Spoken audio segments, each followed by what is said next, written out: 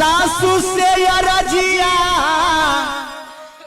करई है सासू, सासू से अरजिया करई रहे। और एक बात मैं सूचना देना चाहता हूं, हमारा कार्यक्रम आकाशवाणी दरभंगा रेडियो स्टेशन से आता है, जो कि आप मंगलवार 10:30 बजे गुंजे बिहार कार्यक्रम में हमारे आवाज में आप लोकगीत सुनते होंगे। सोहर समदाउन लोकगीत भी प्रस्तुत होता है और बज्जिक का लोकगीत भी मैं गाता हूं। और हम लोग का 17 तारीख का कार्यक्रम दरभंगा पोलो मैदान में मिथिला महोत्सव में भी होगा। बोले साचे दरबार की। मचिया बैसाला रानी है सुलोचा ना है सासू, सासू से अरजिया करई है सासू, सासू से अरजिया करई नहीं, सासू है। हल्ला नहीं करिएगा, शांति बना के ये सोहर सुनिएगा। बोले साचे दरबार की। सासू है सापा ना है देखलियै, बरया जगू तो से लंका, लंका गर डगमग डोलई है। सासू है सापा ना है देखलियै, बरया जगू तो से लंका, लंका गर डगमग डोलई है।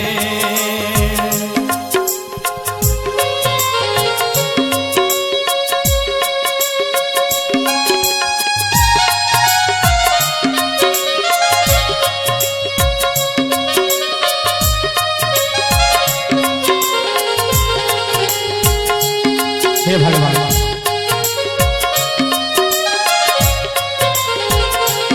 आए हैं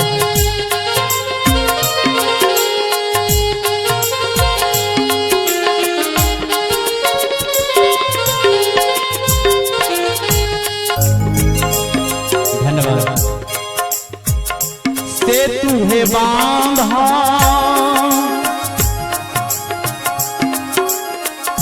बांधत दे खलौ है सासू, सैना सब पारा उतर है सासू, सैना सब पारा उतर रहे। सासू है दूरा ही से है गर जई, वीर हनुमान ना से लंका, लंका गर डगमग डोलई है। सासू हो दूरा ही से गर जई, वीर हनुमान ना से लंका, लंका गर डगमग डोलई है।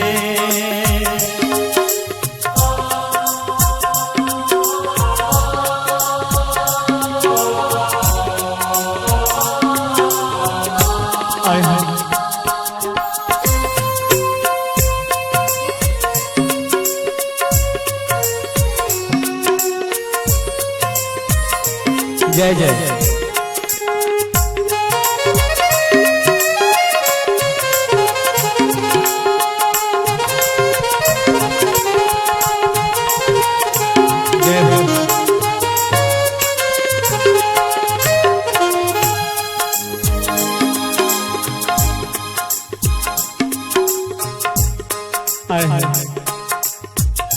होते परात जुदी होते भारी है सासु स्वामी हमर मारल जैते बलमुआ पिया हमर मारल जैते सजनमा स्वामी हमर मारल जैते हे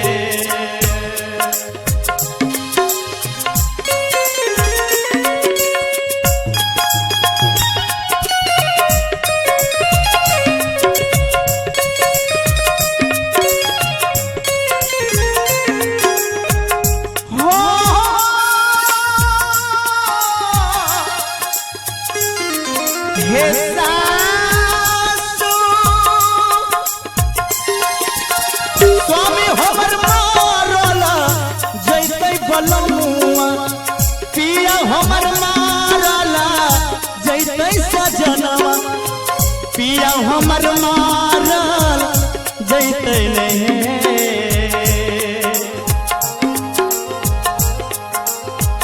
सासु है राजा करतई है राजी भी सन से लंका लंका गर मग डोलई है सासु है राजा करतई है राजा भी सन से लंका लंका गर डगमग डोलई है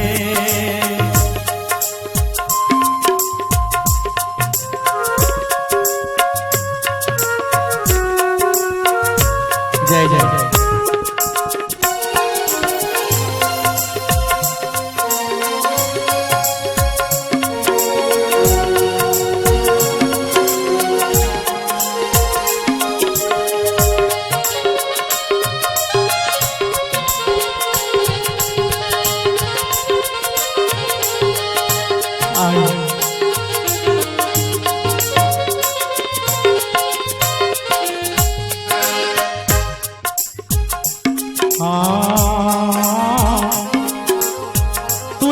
तुलसीदास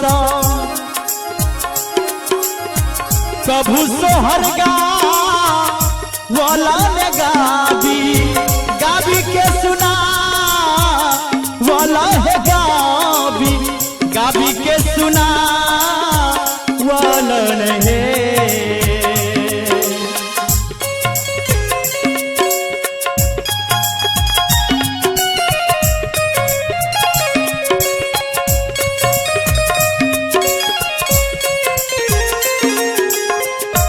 तुलसीदास सोहर वाला है गाबी गाबी के सुना वाला नहीं आ सब कनी मीठ मीठ सनक थपड़ी जरूर बजेबे सब आदमी हमर माय बहन सागर थपड़ी जरूर बजावे ललना रे जुगे जुगे बरहई अही बातर महलिया सोहर गावल रे ललना रे जुगे जुगे बरहई अही बातर महलिया सोहर गावल रे तुलसीदास